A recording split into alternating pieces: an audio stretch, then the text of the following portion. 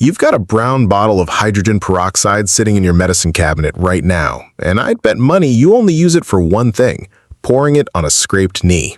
That's it. That's the whole relationship most people have with this stuff. Meanwhile, I've got a jug of it under my kitchen sink, another one in the laundry room, and a spray bottle of it diluted and ready to go in my cleaning caddy.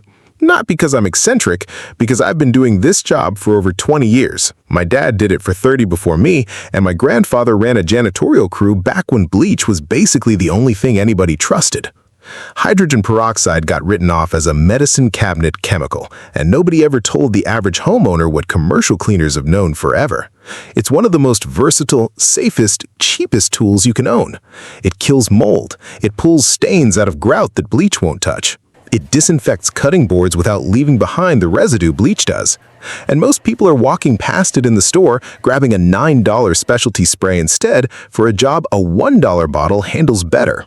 So today, I'm going to walk you through 15 ways I actually use this stuff on real jobs, not internet rumors, and I'll show you where people mess it up, because there are a few mistakes that'll waste your bottle or wreck your surface if you don't know better. Here's the thing that trips people up. Hydrogen peroxide doesn't look like it's doing anything. You spray bleach on a stain and it starts eating color instantly. You see the bleach doing work. Peroxide is quieter. It fizzes a little, sure, but the real cleaning happens slower, and because people don't see instant drama, they assume it's weak. So they use it once, decide it doesn't work as well as bleach, and shove it back in the cabinet for the next skinned elbow. That's a mistake I see constantly, especially with grout, tile, and fabric stains. Somebody will hit a coffee stain on their countertop with peroxide, wipe it after 30 seconds, see it's still there, and give up. Meanwhile, the exact same stain would have lifted completely if they'd let it sit for 10 minutes. I've walked into homes where someone tried peroxide on black mold in a bathroom corner, wiped once, saw it didn't disappear immediately, and went straight to a chemical mold spray that ended up damaging their grout sealant. The peroxide would have killed it. They just didn't give it time to work. The other problem is storage. Hydrogen peroxide breaks down when it's exposed to light and air, so a lot of people have a bottle that's been sitting open on a shelf for 2 years and is basically turned into water. Then they use it, it does nothing, and they blame the product instead of the bottle. Peroxide works through oxidation, not through the harsh stripping action bleach uses. When hydrogen peroxide touches organic material, mold, bacteria, blood, stains from coffee or wine, it breaks down into water and oxygen. That fizzing you see is literally oxygen being released as it tears apart the cell walls of mold spores and bacteria or breaks apart the pigment molecules in a stain. It's a slower chemical reaction than bleach, which is more aggressive and instant, but peroxide's reaction keeps working the entire time it's wet on the surface. That's why dwell time matters so much more with peroxide than almost anything else in your cabinet. I learned this the hard way early in my career. I was scrubbing peroxide off a stained cutting board after maybe a minute, frustrated it wasn't lifting the mustard stain fully, and an older guy I worked under just laughed and told me to walk away and come back in 15 minutes. Came back, wiped it, and the board looked new. That stuck with me. Most people treat every cleaner like bleach: spray, scrub, rinse, done in under a minute. Peroxide doesn't work on that timeline. It needs to sit. The light sensitivity is the other piece nobody explains. Hydrogen peroxide is unstable. That's actually what makes it effective, because it wants to break down into water and oxygen. But if it's stored in a clear container or left uncapped, it starts that breakdown process before it ever touches your stain. That's why it always comes in a brown or opaque bottle. The second you transfer it into a clear spray bottle and leave it on a sunny windowsill, you're watching your cleaner lose strength every single day. But here's the part almost nobody tells you. The concentration you buy at the drugstore isn't even the strong stuff, and knowing the difference changes what jobs you can actually tackle with this. Mistake 1. Mixing it with vinegar in the same bottle. I see this all over cleaning forums. People mixing vinegar and peroxide together thinking they're doubling up on disinfecting power. When you combine them, you create peracetic acid, which is a corrosive compound that can irritate your lungs, eyes, and skin, and at higher concentrations, it's genuinely dangerous to breathe in an enclosed bathroom.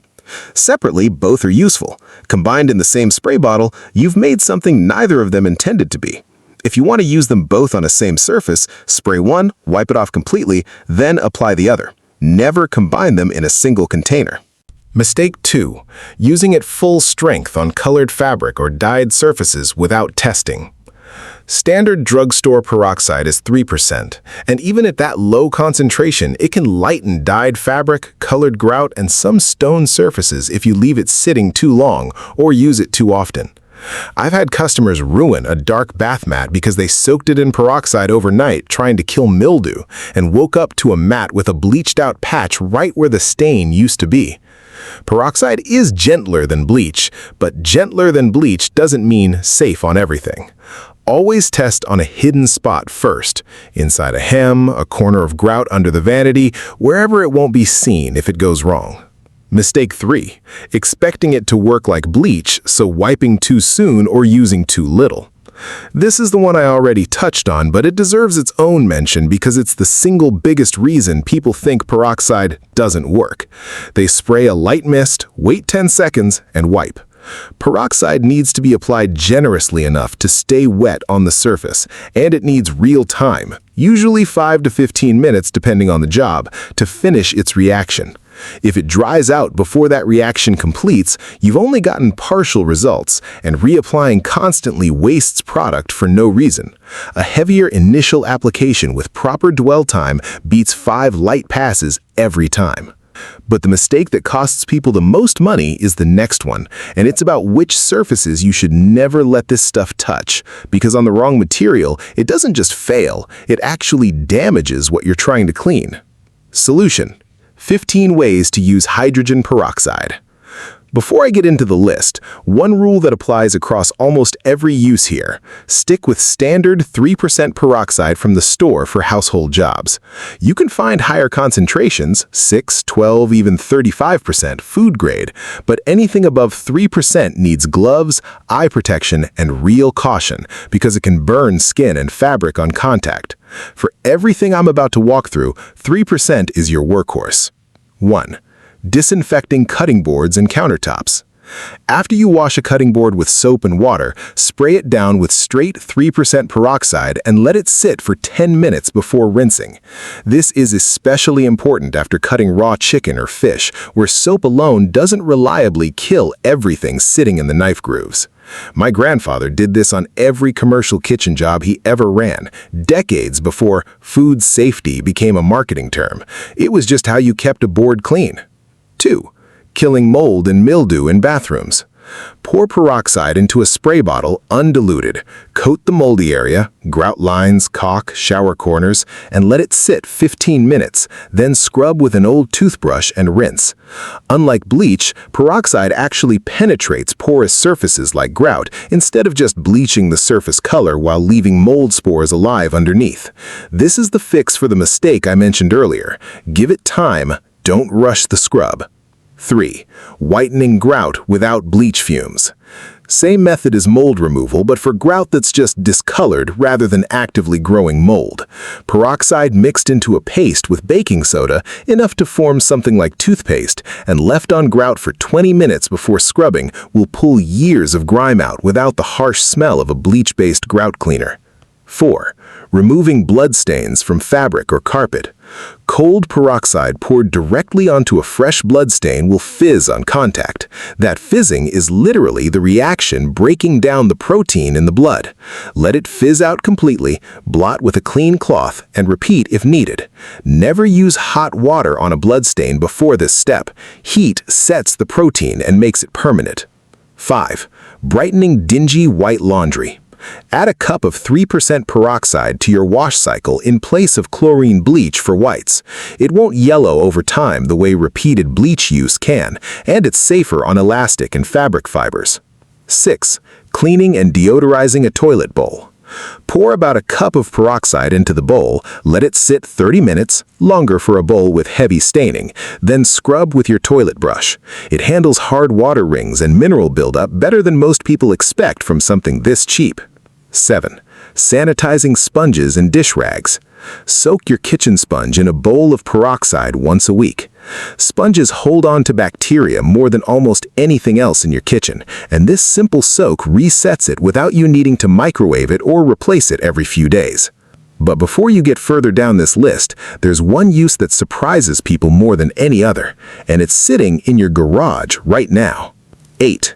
Removing rust stains from tools and metal surfaces. Soak small rusted tools in undiluted peroxide for an hour, then scrub with a wire brush or steel wool. The oxidation reaction that makes peroxide clean also loosens rust from metal surfaces. For larger fixed items, soak a cloth in peroxide and lay it directly over the rusted section. 9. Cleaning and disinfecting pet messes. Blot up the mess first, then apply a mix of 1 part peroxide to 2 parts water on carpet or upholstery. Let it sit 5 minutes, blot again. It breaks down the enzymes in pet urine that cause both the smell and the stain, which is more than most pet odor sprays actually manage. Those often just mask the smell instead of eliminating it. Clearing up acne and minor skin irritation, used carefully and diluted. This one comes with a caution label.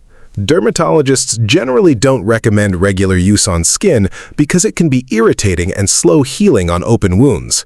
For a single stubborn blemish, a very brief diluted dab can help, but this isn't a daily skincare step, and I'd rather you hear that from me than learn it the hard way. Disinfecting your toothbrush. Soak the bristles in a small cup of peroxide for a couple of minutes, then rinse thoroughly before brushing. Toothbrushes sit in a damp bathroom collecting bacteria between uses. This knocks that down without needing to replace the brush constantly. Cleaning grimy tile grout in kitchens. Same paste method as bathroom grout. Baking soda and peroxide combined until it's spreadable, applied with an old toothbrush, left 20 minutes, scrubbed and rinsed. Kitchen grout tends to hold grease along with grime, so give it the full dwell time here. Don't rush it. Removing stains from plastic food containers. Tomato sauce and turmeric are notorious for staining plastic. Fill the container with a mix of peroxide and a little baking soda. Let it sit in direct sunlight for a few hours. The light actually helps break down the stain here, one of the only times you want peroxide exposed to light on purpose. Then rinse. Deodorizing a garbage disposal. Pour half a cup of peroxide down the disposal, let it sit 15 minutes, then run it with cold water. It kills the bacteria buildup causing the smell instead of just masking it with a citrus scent for a day. Sanitizing reusable water bottles and thermoses.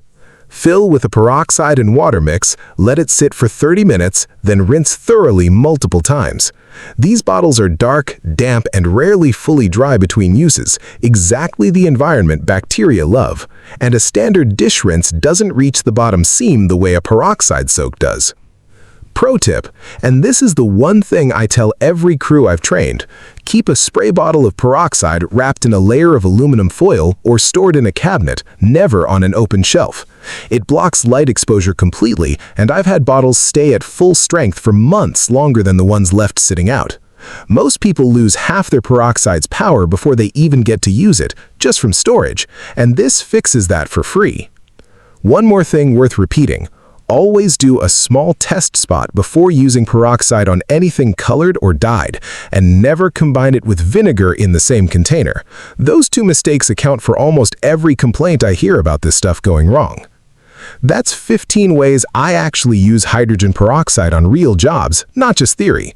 And honestly, most of these cost you $1 and 10 minutes of patience. If you've got a cleaning problem that's been driving you crazy and you're not sure what to use on it, drop it in the comments. I read every one, and if enough people are dealing with the same issue, I'll make a full video breaking down the fix. If this saved you a trip to the store for some specialty spray, do me a favor and subscribe. I put these out every week, pulled from jobs I've actually worked, not stuff I read off a label. And if you're dealing with grout that's beyond saving with peroxide alone, go check out my video on regrouting tile without hiring a pro. It walks through exactly when you're past the cleaning stage and into repair territory. I'll see you in the next one.